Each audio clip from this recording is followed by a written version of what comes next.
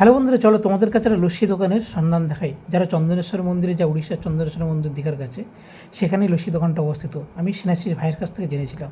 তো সেখানে আমরা পাঁচজন ছিলাম, পাঁচজনের জন্য লস্যির অর্ডার দিলাম। তো তিনি প্রথমে কী করলেন, মিক্সির মধ্যে দই নিয়ে দিলেন, তারপরে চিনি দিলেন, বিভিন্ন রকম কী সব পাউডার একটা দিলেন, ওরিও বিস্কুট দিল, তারপরে কলা দিয়েছিল, আম দিয়েছিল, বেশ অনেক রকম ফল টল দিয়ে, বরফ এবং একটু হালকা করে জল দিয়ে সেটাকে ভালো করে ব্লেন্ড করে নিলেন। খুব সুন্দর ব্লেন্ড করলেন, বেশ ভালো লাগছিলো দেখতে।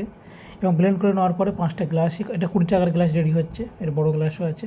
নারকেল কোড়া দিয়েছে, একটা কি কোকো পাউডার টাইপের দিল, তারে কাজু কিশমিশ সেগুলো দিয়েছে, এবং এর উপরে এক ধরনের মালাই মতন দিল, বেশ নামটা ঠিক জানি না কী এটা দিয়েছিল, নামটা ভুলে গেছি।